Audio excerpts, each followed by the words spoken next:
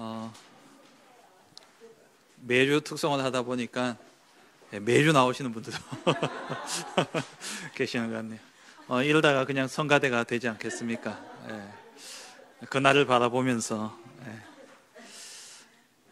우리 하은이가 내가 이 땅에 태어나서 하는 것 이런 고백을 하는데 제가 뒤에서 보면서 오래 살았구나 생각이 듭니다. 진짜 모든 것이 하나님의 은혜입니다. 나의 나 된 것은 오로지 하나님의 은혜로 된 것이니 돌아보면 돌아볼수록 나의 지내온 시간들 보면 볼수록 하나님의 은혜가 아닌 것이 없죠. 그러면 살아가는 날도 은혜밖에 없는데 자꾸 염려하고 근심합니다. 하나님이 우리의 모든 삶을 완전하게 축복하실 줄 믿습니다. 그래서 오늘 주신 말씀처럼 정말 완전한 언약, 오직 그리스도, 오직 하나님의 나라, 오직 성령 충만의 언약을 붙잡고 걸음걸음마다 하나님의 언약이 성취되어지는 그 축복을 우리가 누려야 되는 것이죠. 이스라엘아 들어라. 뭘 들었냐? 내가 너희를 애굽 땅 종되었던 곳에서 건져냈고 지나간 40년의 그 고통스러운 광야 길 가운데 내가 너희를 인도하였고 이제 남은 가나안 땅, 저 땅을 내가 앞서가서 너희에게 정복하여 줄 것이다. 이 말씀을 들으라는 거예요. 이번 주 정말 이것을 매일 생각 속에 되뇌이시면서 과거, 현재, 미래 주신 하나님의 은혜로 정말 참된 감사가 넘쳐나는 은혜가 있기를 주의 이름으로 축원합니다. 이번 주가 오늘 추수감사절로 지키고 있습니다. 페이스북을 보다 보니까 제 이전에 대학원 다닐 때의 동기 목사님이 20가지 감사를 이렇게 적어 놓으셨더라고요. 제가 그것을 쭉 보면서 그래 20가지 뿐이겠냐라는 생각이 들었어요. 그러니까 목사님이 20가지를 쓰셨는데 그러니까 목사님 입장에서 제가 이제 그걸 쭉 보니까 참 감사하다 생각되어지는데 목사님 입장에서도 20가지보다 더 많은 있어요. 근데 이제 정리하다 보니까 이제 20가지로 정리를 하셨던데 그렇게 생각하니까 우리의 인생에 정말 감사할 것밖에 없죠. 저는 지난주 우리 금요 전도학교 말씀을 들으면서 또 어제 토요 메시지를 들으면서 진짜 감사하다라는 생각이 들었습니다. 오늘 운영위원회 때도 잠깐 말씀을 나눴습니다마는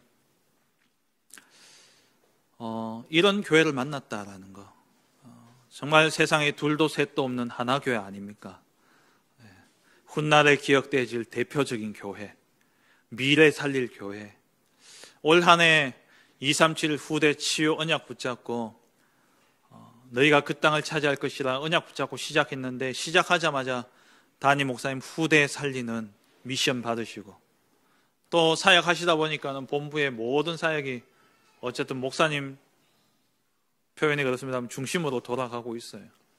목사님 훈련과 또 렘넌트 사역과 또 해외 집회, 해외 사역들까지 237 후대 또 치유 다 맡아서 하시니까 그게 담임 목사님만의 응답이 아니라 우리 교회의 응답이죠.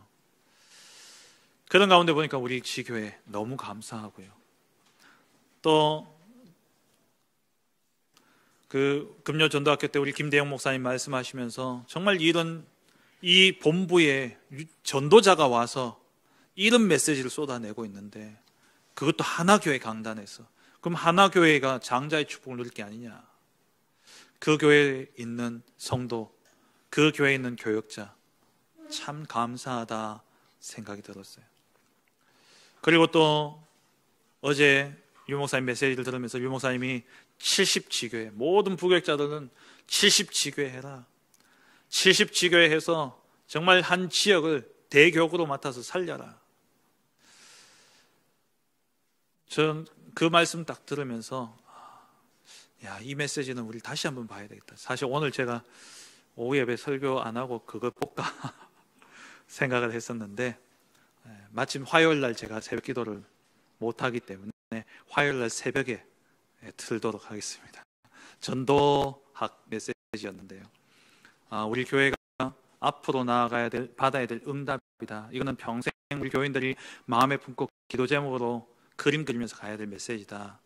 그러면서 그 메시지가 선포되어지는 가운데 그 응답에 가장 가까이 왔는 게 우리 테크노폴리스 교회가 아닌가라는 생각이 드니까 너무 감사하더라고요. 진짜 감사할 것밖에 없어요. 또 우리 교회를 생각하니까 우리 성도님들, 또 우리 교회, 우리 렘넌트들 너무 감사해요.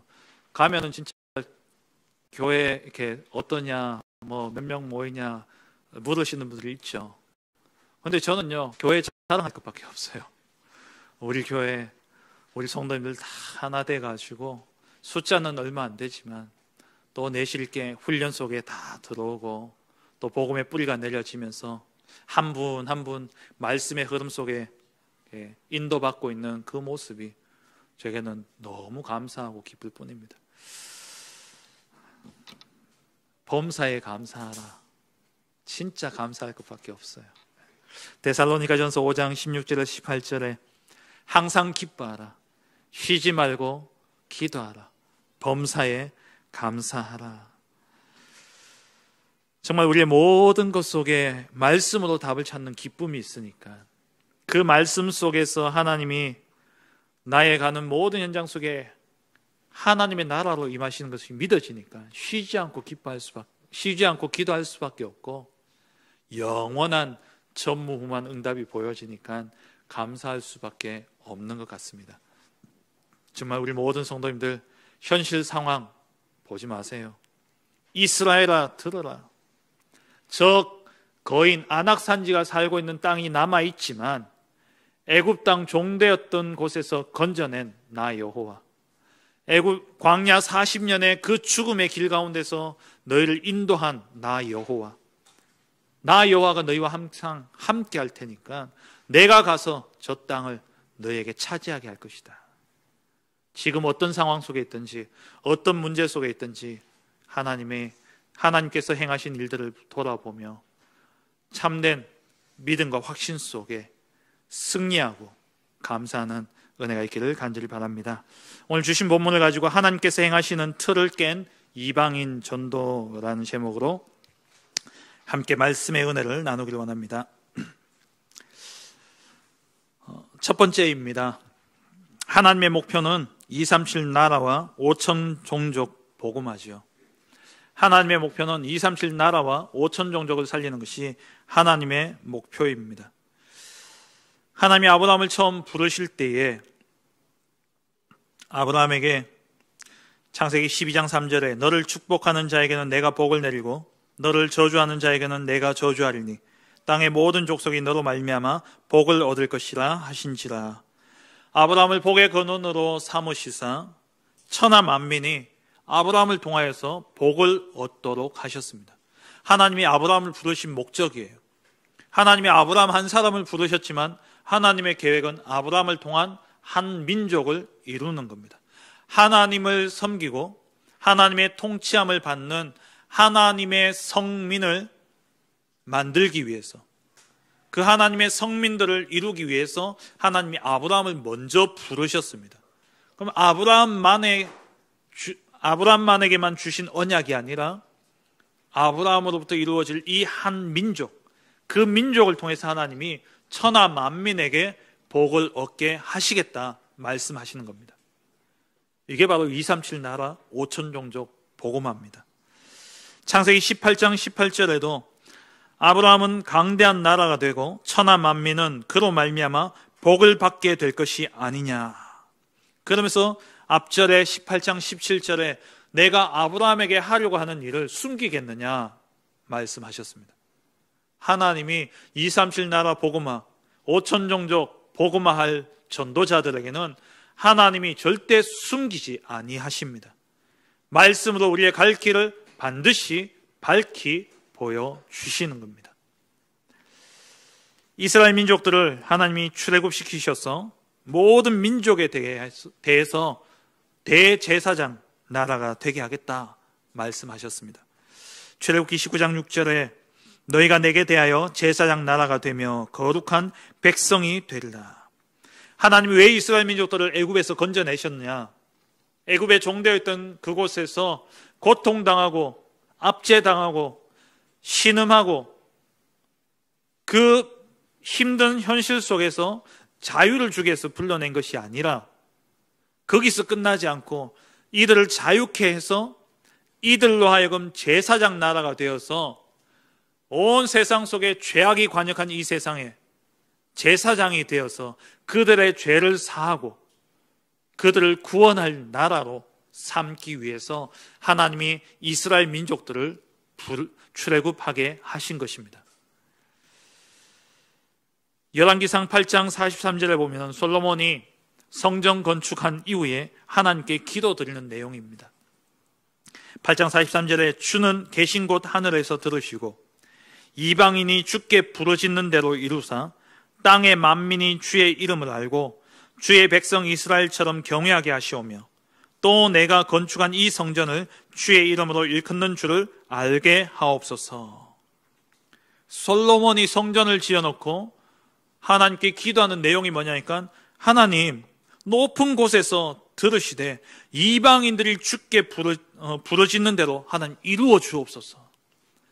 땅의 만민이 주의 이름을 알고 주의 백성 이스라엘처럼 하나님을 경외하게 하옵소서. 237 나라 5천 종족 교회가 존재하는 목적, 성전이 있어야 되는 이유가 뭐냐? 바로 237 나라와 5천 종족 복음화를 위해서 교회가 있어야 된다는 겁니다. 솔로몬이 이 비밀을 알았다는 겁니다. 하나님의 결론은 237 나라 5천 종족 복음화입니다. 교회가 크다 작다 상관없습니다. 내가 언어를 한다 못한다 상관없습니다. 하나님이 정말 원하시면 방언도 터지게 하십니다. 알아듣게 하셔요. 아니면 글로 쓴 전도지 하나 가지고도 그 사람 인생이 바뀔 수도 있습니다. 하나님이 하시는 거예요. 우리는 237 나라 5천 종족의 이 방향을 놓쳐서는 절대 안 되는 것입니다. 하나님이 예레미야를 부르셨습니다. 어린아이일 때에. 이 어린아이일 때에 예레미야를 부르시면서 하나님이 한 시대 살리는 렘넌트로 한 시대의 재앙을 막을 선지자를 부르시면서 하나님이 이 예레미야에게 뭐라 말씀하셨느냐? 예레미야 1장 5절에 내가 너를 모태에 짓기 전에 너를 알았고 내가 배에서 나오기 전에 너를 성별하였고 너를 여러 나라의 선지자로 세웠노라. 이스라엘 민족이 고통과 고난 속에 있는데 이들을 구원하기 위해서 하나님이 예레미야를 세운 것이 아니라 그것을 넘어 여러 나라의 선지자로 하나님이 예레미야를 세우셨다라는 것입니다. 이사야 49장 6절에 바벨론의 포로가 되어 있는 이 이스라엘 민족들을 하나님께서 왜 포로에서 돌아오게 하시고 회복해 하셨느냐? 그가 이르시되 내가 나의 종이 되어 야곱의 지파들을 일으키며 이스라엘 중에 보존된 자를 돌아오게 할 것은 매우 쉬운 일이라. 내가 또 너를 이방의 빛으로 삼아 나의 구원을 베풀어서 땅 끝까지 이르게 하리라. 하나님은 처음부터 237 나라 5천 종족을 향한 메시지를 주셨습니다. 이게 하나님이 이스라엘 민족들을 부르신 이유입니다. 그런데 이들이 선민의식에 빠지게 되어지고 이들이 그러면서 여호와는 우리 민족만을 위한 하나님이다. 메시아는 우리 민족을 구원할 메시아다. 그렇게 착각하면서 이들이 237 나라를 놓쳐버린 것이죠. 세계 복음의 언약을 놓쳐버린 겁니다. 그래서 7번의 재앙을 당한 겁니다. 애굽의 노예가 되어지고 또 블레셋에 계속되어진 주변 나라들의 전쟁에 시달리게 되어지고 아수르에 의해서 멸망당하고 바벨론의 포로가 되어지고 로마의 속국이 되어지고 나라 없이 1900년 동안 나라 없이 방황했는 이 저주와 재앙이 어디서 왔냐? 237 나라 5천 종족을 잃어버렸기 때문에 그런 것이죠. 두 번째입니다. 237 나라 5천 종족 복음화 위해서 깨어져야 될 틀이 있습니다. 우리의 틀이 깨어져야 돼요. 오늘 본문에 다 읽진 않았습니다만 10장 전체를 보면 잘 아시는 내용이지 않습니까? 베드로가 고넬료, 이달리아 대의 백부장인 고넬료 집에 가서 이 고넬료에게 복음을 전하고 그 가족이 다 구원 얻는 역사가 일어나게 되어집니다. 이것 때문에 또 예루살렘 교회에 불려가서 이방인들과 같이 식사했다는 그것 때문에 또 이런저런 신문을 받게 되어지고 결국 그 예루살렘 교회가 이방인들에게 하나님이 역사하신다라고 겨우 인정하게 되어지는 그런 내용이 나오고 있죠. 이 베드로는 틀에 갇힌 자였습니다.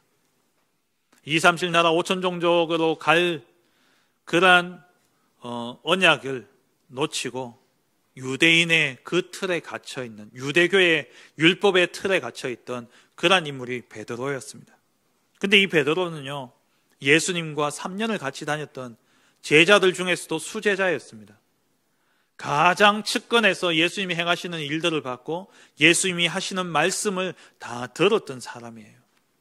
그럼 예수님의 3년의 공생애 동안에 예수님이 하신 사역들을 보면은 이스라엘 민족들에게만 복음 전한 것이 아니죠. 이방인들에게도 복음을 전하셨습니다. 요한복음 4장에 보면은 사마리아 성에 지나시면서 수가성 여인, 남편을 5명이나 두었던 그 여인에게 복음을 전하셨죠.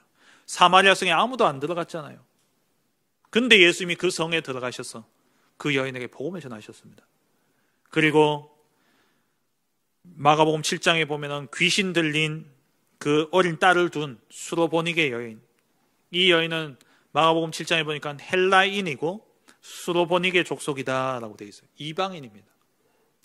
이 이방인이 찾아와서 자기 딸을 살려달라니까 예수님이 말씀하시잖아요. 그때 유대인의 사상을 가지고 예수님이 이렇게 시험이랄까?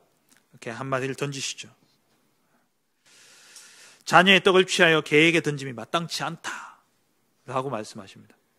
그러니까 이 이스라엘 민족들에게 먼저 주신 복음을 이방인들에게 주는 것이 마땅치 않다, 이렇게 이야기하니까 이 여인이 뭐라고 이야기합니까? 주여 올소이다. 상 아래의 개들도 아이들이 먹던 부스러기를 먹나이다. 그 부스러기라도 우리를 달라. 그래서 우리 주님이 이만한 믿음을 가진 자를 본 적이 없다 그러셨어요. 예수님도 이방인에게 복음을 전하셨습니다. 서슴없이 찾아가셨어요. 예수님의 비유 중에 유명한 사마리아인의 비유가 있지 않습니까? 길을 가다가 유대인이 강도를 만났는데 그 강도 만나서 쓰러져 있는 사람을 제사장도 지나가고 랍비도 지나가는데 아무도 안 도와줘요. 사마리아인이 지나가면서 그 사람을 데리고 여관에 데려다 주고 이 사람이 낫도록 치료하고 보살펴달라. 그러면서 돈을 주고 떠나잖아요. 혹시 모자라면 내가 돌아오는 길에 더 주겠다. 누가 참 친구냐. 이렇게 예수님이 가르침도 주셨습니다. 그리고 부활하시면서 제자들에게 선포하신 메시지가 뭡니까? 마태복음 28장 20절에 19절에 너희는 모든 족속으로 가서 제자를 삼아라. 모든 민족을 제자로 삼아라. 마가복음 16장 15절에 너희는 온 천하에 다니며 만민에게 이 복음을 전파하라 말씀하셨습니다. 사도행전 1장 8절에는 유대와 사마리아와 땅끝까지 이르러 내 증인이 되리라. 하나님의 소원, 그리스도의 명령이 뭐였냐? 땅끝이었습니다. 237 나라와 5천 종족 복음화, 이것이 하나님이 우리에게 맡기신 사명이고 예수님이 떠나가시면서 제자들에게 대임하셨던 그 임무가 바로 237 5천 종족 복음화였습니다. 그런데 이 베드로는 틀에 딱 갇혀 있었다는 거죠. 오늘 본문에 나오는 것처럼 베드로가 환상을 보지 않습니까? 베드로가 환상을 보는데 11절에 보니까 하늘이 열리며 한 그릇이 내려오는 것을 보니 큰 보자기 같고 땅에 떨어졌는데 그 속에 보니까 온갖 네 발 가진 짐승과 기는 것, 공중에 나는 것들이 있어요. 아마 이게 보니까 유대인의 율법으로 봤을 때는 부정한 그런 동물이었던 것 같습니다. 그래서 13절에 주님이 말씀하시죠. 베드로야 일어나 잡아먹어라 하니까 14절에 주여 그럴 수 없나이다. 속되고 깨끗하지 아니한 것을 내가 결코 먹지 아니하였나이다. 그런데 두 번째 소리가 있어 15절에 하나님께서 깨끗하게 하신 것을 네가 속되다 하지 말라 하더라. 이 말 들었으면 하나님이 깨끗하다 했으니까 이제 먹어도 된다 이 말이잖아요. 그 율법 누가 주셨습니까? 하나님 주셨지 않습니까? 하나님이 부정하다 했던 것을 하나님이 이제 깨끗하다, 이제 먹어도 된다 하면 깨끗한 거죠. 그럼 먹어야 되지 않습니까? 그런데 16절에 3번 있은 후에, 이런 일 3번은 있은 후에 그 그릇이 곧 하늘로 올려져 가니라. 본문에는 기록이 없습니다만 끝까지 안 먹었던 것 같아요. 끝까지 안 먹었어요. 그러니까 한 번 더 하셨겠죠. 3번이, 2번째 말씀하셨으면 하셨을 때 그랬으면 먹었어야 되는데 안 먹었으니까 3번째 또 이야기하신 거 아닙니까? 그리고 올라가 버렸어요. 틀에 딱 갇혀 있는 겁니다. 유대 사상, 유대인의 그러한 사상이 갇혀 있습니다. 그러던 중에 이제 내려왔는데 고넬료가 사람을 보내가지고 베드로를 청한 겁니다. 이 베드로가 그때 그 환상 중에 이제 주의 사자가 말씀하시죠. 고넬료라는 사람이 네게 사람을 보내서 부를 테니까 가라고. 그렇게 갑니다. 가더니만 이 태도를 한번 보세요. 고넬료는 베드로가 올 때에 앞에 나가가지고 맞아서 발 앞에 엎드려가지고 막 맞아들였어요. 근데 이 고넬료가 어떤 사람입니까? 이달리아대예요. 이달리아대라는 것은 로마 사람들로만 구성되어진 군대입니다.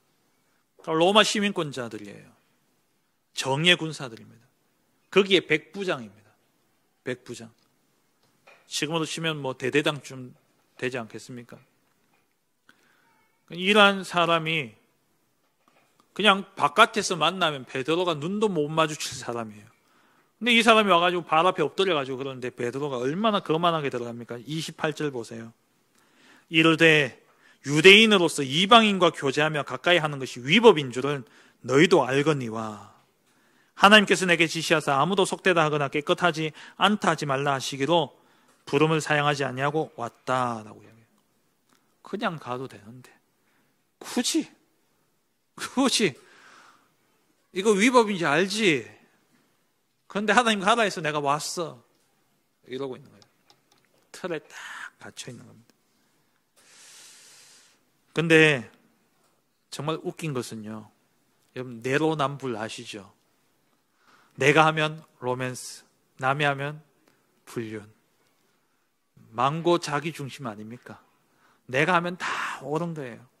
그래서 작년 2020년 우리 매년마다 한 해를 마무리할 때 그 해에 이슈되는 그 사건이나 그걸 가지고 사자성어를 발표하잖아요.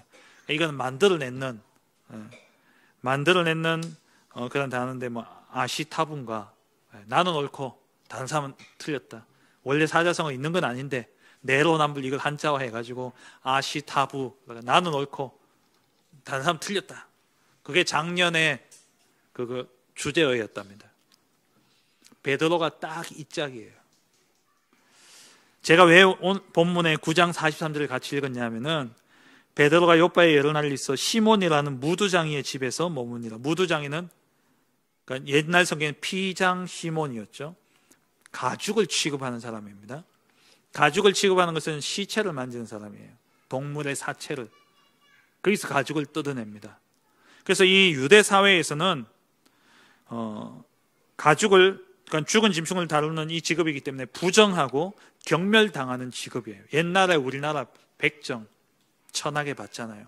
그거하고 똑같은 거예요. 그러니까 이 유대인들은 이 피장들과 같이 가까이 하지도 않았습니다. 왜냐하면 부정해지기 때문에.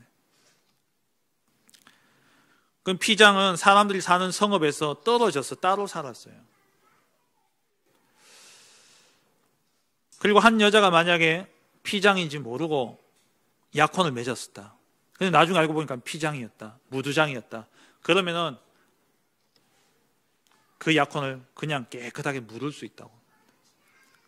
그럴 정도로 무효선언이 가능할 정도로 다른 사람들이 다 이거는 무효다 라고 인정할 만큼 그런 대우를 받는 사람이에요. 그러니까 죄인 중에 죄인이고 어떻게 보면 이방인과 똑같은 취급을 받는 사람이에요.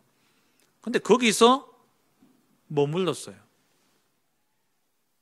그 사건만, 요 모습, 요 본문만 보면은, 이 베드로가 율법을 다 넘어서서 진짜 그리스도의 사랑으로 죄인과 약한 사람들을 품고 참 이렇게 돌봐주는구나. 여기에 이렇게 전도와 선교의 마인드, 전도자의 마인드를 가지고 있구나. 이렇게 생각할 수 있는데, 그 뒤에 사건을 보면은 꼭 그렇지만 않다라는 거죠. 제가 조금 더 비약을 한다면, 자기 필요에 의해서 그 집에서 머물 때는 아무 말 없다가 이방인에게 가라 그러니까 유대인 율법을 덜먹이면서 그러고 가고 있는 거예요. 진짜 내로남불 아닙니까? 말도 안 되는 이 틀에 딱 갇혀 있는 거예요. 율법에는 이방인과 교제하지 말라고 했지, 이방인들 가운데 이들에게도 구원의 기회는 있었습니다. 그래서 성전의 뜰 가운데 이방인의 뜰이 있었던 거예요. 성전의 한 군데 뜰은 하나님이 명하셨습니다. 이방인의 뜰로. 그 이방인의 뜰에는 나그네나 또 다른 민족, 이방인들이 이 하나님을 섬기겠다 하는 사람들이 있으면 거기에서 있다가 하나님 앞에 제사 드릴 수 있도록 마련된 뜰이에요. 그러니까 이방인들도 세절기, 오늘 세절기, 추수감사절날 세절기를 우리가 다 이렇게 말씀 받았습니다만은, 이 세절기도 하나님이 명하실 때에 이미 출애굽 시내산에서부터 하나님이 세절기 때 나그네나 객이나 이방인들이 함께 참석을 하려고 한다면 그들로 그렇게 하라고 말씀하고 있어요. 유월절 사건도, 유월절 사건에 대해서 출애굽기 12장 48절을 보시면, 너희와 함께 거류하는 타국인이, 이방인이잖아요, 여호와의 유월절을 지키고자 하거든 그 모든 남자는 할례를 받은 후에야 가까이 하여 지킬지니 곧 그는 본토인과 같이 될 것이나. 본토인과 같이 된다 그랬어요. 할례를 행하기만 하면, 하나님의 말씀대로 행하면 유대인과 똑같은 취급을 받는 겁니다. 똑같은 대접을 받는 겁니다. 하나님 처음부터 237을 열어놓으셨다니까요. 근데 이들은 자기만의 성역을 만들어 놓고 거기에 못 들어오게 딱 막아놓은 거예요. 77절도 마찬가지입니다. 신명기 16장 11절에 보면은 오순절도 너와 내 자녀와 노비와 내 성중에 있는 레위인과 및 너희 중에 있는 객과, 이방인들이죠, 고아와 과부가 함께 네 하나님 여호와께서 자기의 이름을 두시려고 택하신 곳에서 내 하나님 여호와 앞에서 즐거워할지니라. 초막절에도 똑같이 이야기해요. 16장 14절에, 신명기 16장 14절에 절기를 지킬 때에는 너와 내 자녀와 노비와 내 성중에 거주하는 레위인과 객과 고아와 과부가 함께 즐거워하되, 아마 출애굽했을 그때에 이스라엘 민족만 아니라 이방인들 가운데서도 함께 따라 나온 것 같습니다. 그들을 하나님이 다 품으셨어요. 왜요?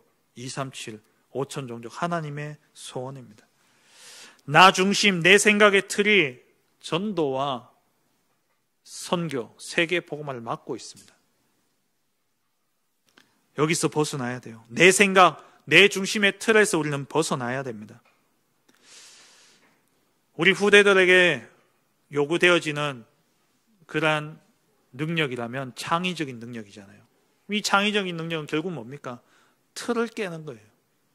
틀을 깰 때에 창의적인 능력이 나옵니다.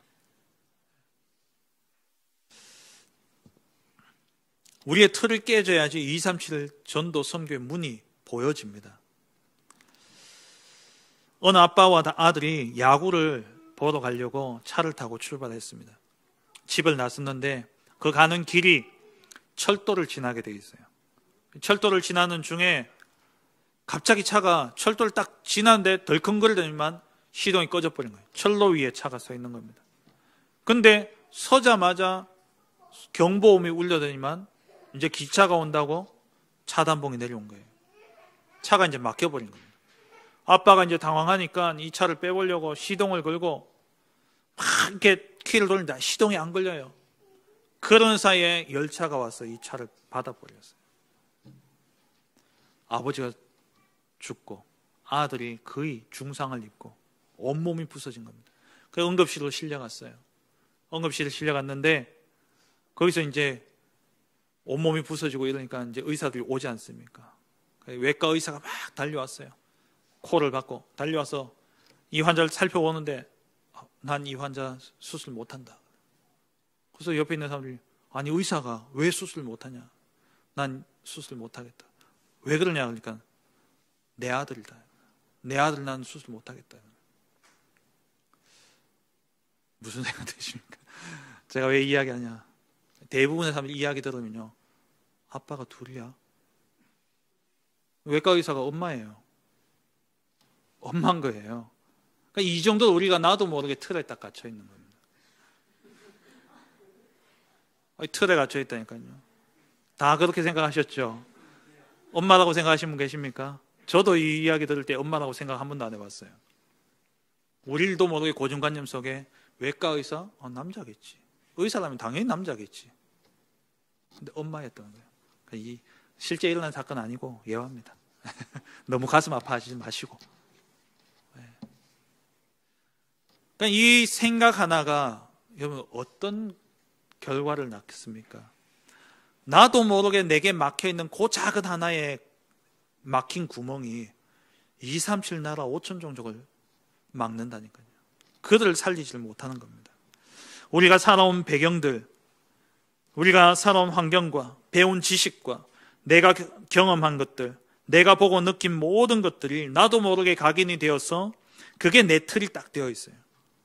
이것이 우리 신앙생활에 도움도 되지만 또 근데 대부분 사실 방해가 되어집니다. 그게 또 인간관계에도 도움이 되지만 또 많은 부분 갈등을 일으키게 만듭니다. 이 틀을 깨지 않으면 우리는요 절대 237 못 살립니다. 나도 모르게 내 안에 갇혀져 있는 이 틀.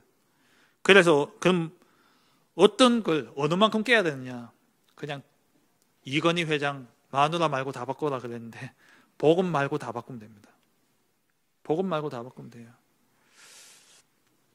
특히 한국 사람들은요 유교적인 배경 속에서 틀이 너무 많아요. 체면 문화 그리고 또 가부장적인 그러한 것들. 미국에는 엄마나 아들이나 아빠나 아들이나 유잖아요. 유. 당신이에요, 당신. 그러니까 이게 그 어떤 틀이, 그러니까 이게 뭐 존대가 있다 없다, 그게 별거 아닌 것처럼 보이지만 저는요 상당한 틀을 깨는데 도움이 된다고 생각해요. 그러니까 이게 막 의의가 없어야 된다 이 말은 아니고요. 그 정도로 우리가 근데 그게 있어야 되지만 그게 만약에 세계 복음화에 나도 모르는 틀도 잡혀 있다면. 세계 복음화를 가로막는 틀로 막 잡혀 있다면 바꿔야 된다니까요. 우리 차세대 선교사들 많이 들어와 있잖아요. 제가 이제 하나교회에 있을 때에 얘들 이렇게 만나보고 같이 또 밥도 먹어보고 이야기하다 보면요, 이게 이런 느낌이 들 때가 간혹 있어요. 뭐 대놓고 이야기 못하지만 이게 돌았나? 얘가 왜 이러지? 얘가 왜 이런 행동을 하지? 생긴 건 한국 사람은 똑같은데 국적은 일본이고 파나마고 가만히 보니까 일본 사람이에요. 파나마 사람이에요. 그러니까 그 나라에서 우리 교회 오기 전까지는 그 나라에서 살았던 사람들. 그 나라 문화예요. 그 나라 문화에서 아무 문제 안 되는 겁니다. 제가 보니까 일본 사람하고 중국 사람하고 같이 한 공간에 사는 게 참 힘들거든요.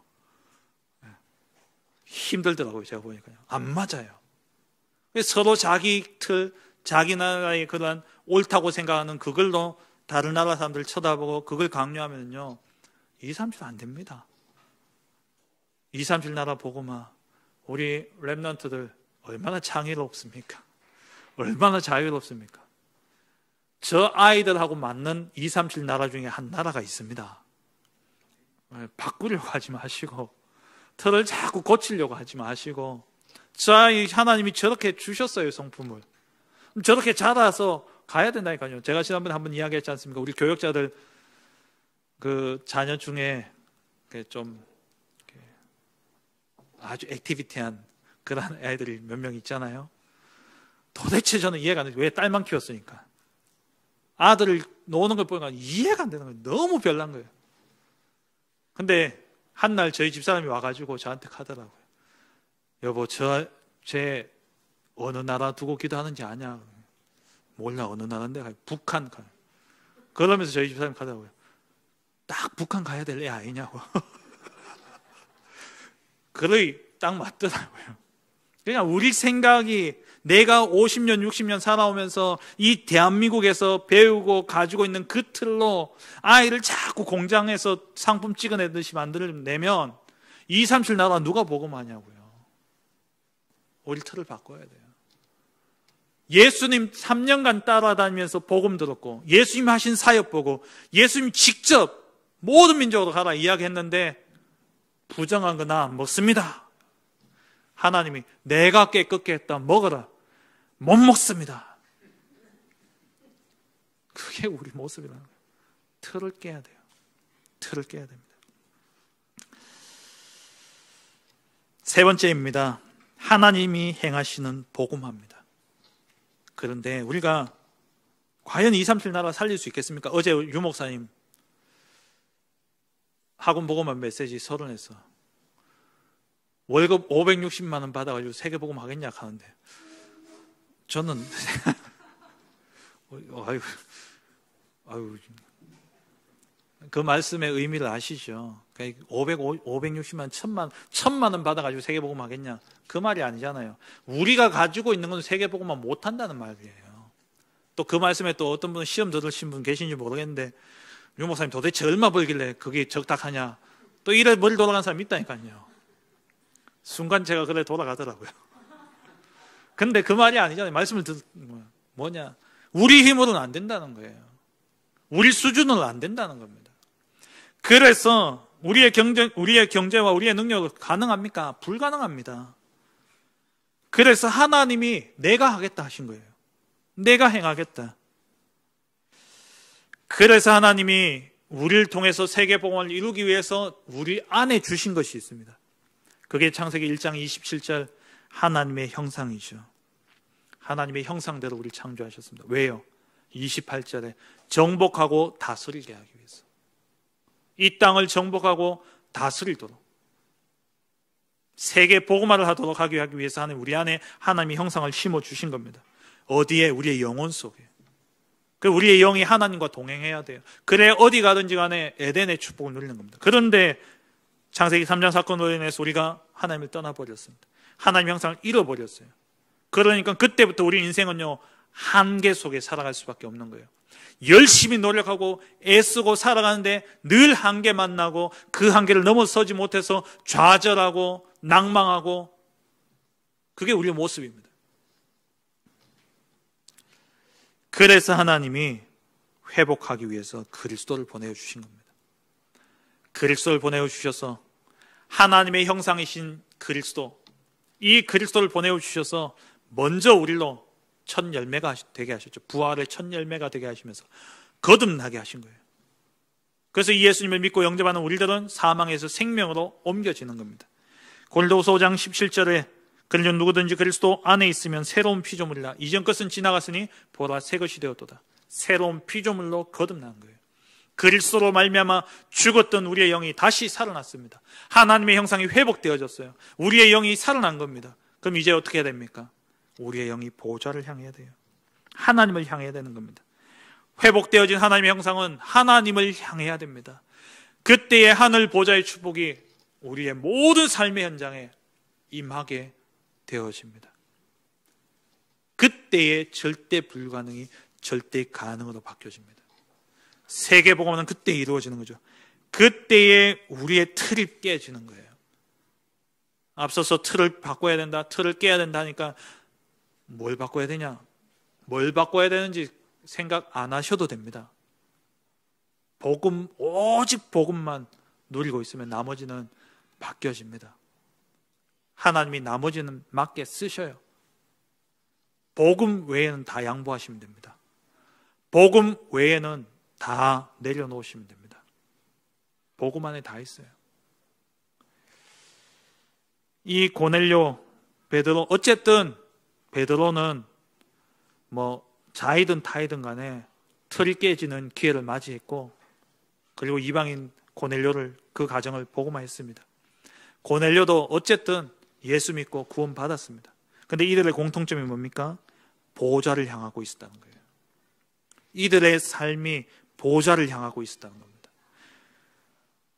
10장 3절에 하루는 제90쯤 되어 환상 중에 밝히 봄에 하나님의 사자가 들어와서 이르되 고넬료야 하니, 고넬료가 제9시에 기도하고 있습니다. 하나님 앞에 기도했습니다. 보호자를 향했다는 거예요.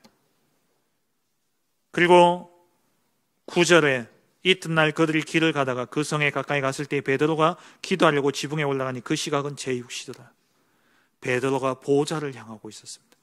보호자를 향하고 있을 그때에 하나님은 베드로의 틀을 깨는 사건을 일으키셨고, 보호자를 향하고 있을 그때에 고넬료는 구원을 얻는 그 역사가 일어났습니다. 우리가 성경을 잘못 읽다 보면은요, 이게 성경 해석도 이렇게 어미나 이런 선택들도 사실 진짜 복음적으로 해야 되는데, 성경 번역을 하다 보면은 이게 복음, 죄송합니다만은 좀 번역하시는 분이 완전 복음이 아닐 경우에는 이거를 윤리적으로 같은 게 해석을 할 때에 복음적으로 어미를 담아서 해석을 해주시면 좋은데, 잘못 해석하면은 윤리적이나 안 그러면 인간의 어떤 행위 이런 것들이 담겨질 수 있어요. 조금 오해할 수 있는 부분이,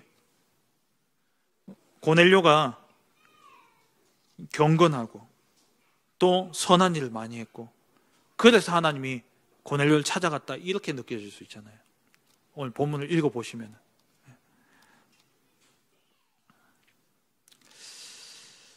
근데 구원은 아무리 착하고 선하다고 구원받는 게 아니지 않습니까? 내가 그렇게 경건하다고 해서 하나님 나를 구원하시지는 않습니다. 하나님 창세전에 택하신 것이죠. 하나님 택하신 거예요. 하나님의 보좌를 향할 때에 하나님이 택한 받은 자, 하나님이 구원하신 거죠. 그러니까 이 전도의 역사는 누가? 하나님이 다 이루신 거예요. 고넬료에게 나타나시고 베드로에게 나타나시고 이들을 만나게 하시고 그렇게 해서 구원의 역사를 이루신 것이죠. 우리가 보좌를 향하게 될 때에 하나님의 전무후무한 역사가 일어나게 됩니다.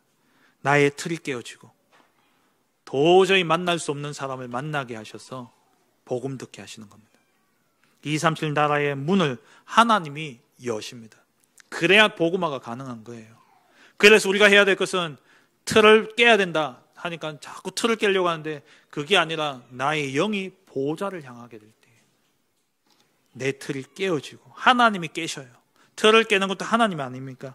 그리고 전도자 대상자를 만나게 하시는 것도 하나님이십니다. 보좌를 향할 때 하나님이 우리의 틀을 깨고 237의 빛이 되게 하시는 것이죠.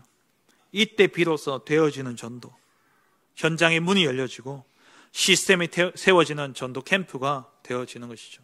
오늘 우리가 캠프를 나가게 되어집니다. 아마 잘 못 만날 겁니다. 그리고 복음 들을 사람들도 거의 없을 겁니다. 그거 느끼고 오는 게 응답입니다. 응답이에요. 가면 예비된 자가 있어서 다 복음 듣고 영접하고 그럴 것 같죠? 안 그렇습니다. 왜 그러냐? 그래야지 내가 보좌를 향해요. 내가 보좌를 향하는 것에서부터 전도는 시작되어지는 겁니다. 나의 영이 보좌를 향할 때에 하늘 보좌의 축복이 시공간을 초월해서 237의 빛이 비춰지는데, 그때 오늘 목사님 그 세례 받으신 분들 그 간증처럼 그 운동하러 갔다가 헬스관장님한테 복음 받고 그리고 말씀 누렸을 뿐인데 복음 한 번도 안 전했는데 친정엄마가 따라서 예수 믿고 지금 교회에 나와서 새가족 교육받는다 그러잖아요. 그게 진짜 전도예요. 현장에 나가 보셔야지 내가 보호자를 향할 이유가 있다니까요. 아, 내가 이만큼 복음 못 전하는구나. 아, 내가 이만큼 전도에 관심이 없었구나. 근데 그게 응답입니다. 보호자를 향할 때에 하나님 모든 문을 여십니다. 말씀 맺겠습니다. 237 5천 종족 복음화는 하나님의 결론입니다. 이 복음화를 위해서 우리의 생각과 우리가 가지고 있는 틀로는 불가능합니다. 그래서 우리의 틀을 깨야 됩니다. 그런데 우리 자신이 우리의 틀을 깬다고 깨어질 수 있는 게 아닙니다. 우리가 보호자를 향할 때에 하나님이 역사하시고 하나님이 사람을 붙여주실 수밖에 없는 상태가 되어야 됩니다. 그래서 우리가 보호자를 향해야 돼요. 보호자를 향하게 될 때에 하나님이 우리의 영을 열어주셔서 전무후무한 하나님의 계획을 보게 하시는 것이죠. 이 전무후무한 계획은 보호자를 향할 때에 하나님이 보여주시는 것입니다. 그래서 날마다 아침, 낮, 저녁 기도, 24 기도의 비밀을 누리시기 바랍니다. 가장 간단한 방법, 24시 기도, 가장 쉬운 방법 알려드리겠습니다. 왜 이런 일이 일어나지? 질문하시면 됩니다. 내가 왜 여기 있지? 내가 왜 이 사람 만나지? 내가 왜 이 일을 하고 있지? 내가 왜 이런 소리를 들어야 되지? 그게 보호자를 향하는 시간입니다. 잠언 3장 5절에 6절에 너는 범사의 그를 인정하라. 그리하면 내 길을 지도하시리라. 그렇게 질문하는 속에서 말씀으로 하나님이 답을 주십니다.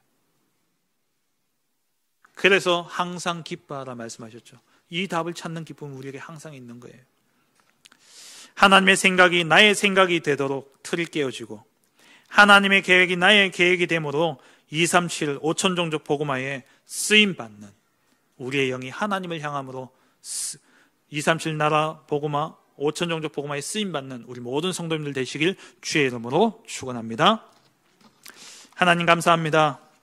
우리의 영이 하나님을 향함으로 말미암아 우리의 틀이 깨어지고 하나님이 준비하신 전무후무한 계획이 나를 통하여서 전도의 열매로 성취되어 줄 수 있도록 축복하여 주옵소서. 예수 그리스도의 이름으로 기도합니다. 아멘.